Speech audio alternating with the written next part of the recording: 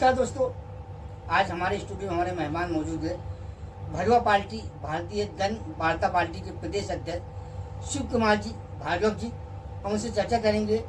मध्य प्रदेश में लगातार किसानों की चर्चा तो होती है, उनके मुद्दे भी उठते हैं, लेकिन निराकरण शून्य के शून्य रह जाते हैं। सर, पहले तो आपका स्वागत है, नमस्कार। सर, आपकी भरवा पार्टी से मेरा एक सवाल है। तमाम पार्टियां देश में काम कर रही हैं, किसानों की बात तो वो करती है, लेकिन उन्हें उचित सुविधाएं नहीं प्रदान कर पा रही। क्या भरवा पार्टी उनके लिए उचित सुविधा प्रदान करेगी? देखिए क्या है, किसानों के साथ में भेदभाव आज से होता हुआ नहीं आ रहा है। वो अन्नदाता है और बगैर अन्न के कोई भी चीज कर पाना संभव नहीं है, क्योंकि जब व्यक्ति का पेट ही नहीं भरा रहेगा व्यक्ति क्या करेगा।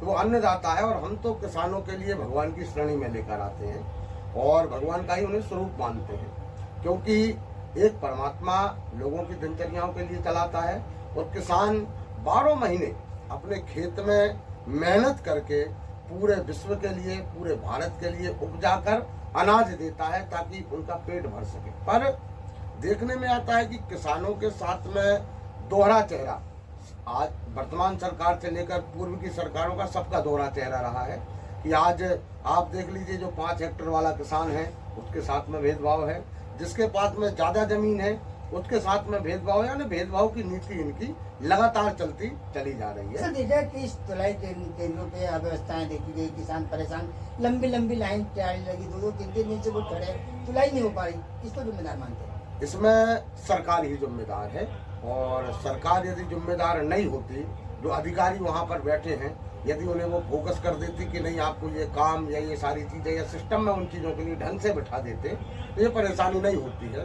परंतु उनके लिए पता है कि हमारे देश का किसान बड़ा ही भोला भाला है। वो जैसे किसान खेतों में पसीना अपना बहाता रहता है, तो वहाँ पसीने बहाने में उसे कोई दिक्कत नहीं होगी। ये सरकारों का मानना और सोचना है, तबकि उनके लिए हर सुविधा मुहैया कराई जानी चाहिए। आज नेताओं के बच्चों के लिए देख लीजिए, अच्छे स्कूलों में पढ़ते हैं, अच्छी अच्छी सुविधाएं रहती हैं, कई चीजों में उन्हें सब्सिडी मिलती है। कोई व्यापार करने के लिए जाता है तो उन्हें सब्सिडी मिलती है, पर किसानों के लिए किसी चीज पर सब्सिडी क्यों नहीं? मात्र जो उनके लिए 6000 या कितना सरकार उनके लिए दे देती है, और वो भोला भाला किसान उसमें बड़ा खुश हो जाता है कि हमें सरकार ने कुछ दिया है। पर मैं इस चीज के लिए कहता हूं कि ये सरकार मात्र उन्हें वर्ग लाने के लिए लालीपाप पकड़ाती है और कुछ नहीं करती है। मैं तो सरकार से आपके चैनल के माध्यम से और भारत की तमाम मीडिया से आग्रह करूंगा कि किसानों के लिए डीजल पर सब्सिडी दी जाए, उनकी एकड़ के अनुसार उस पर नीति बने।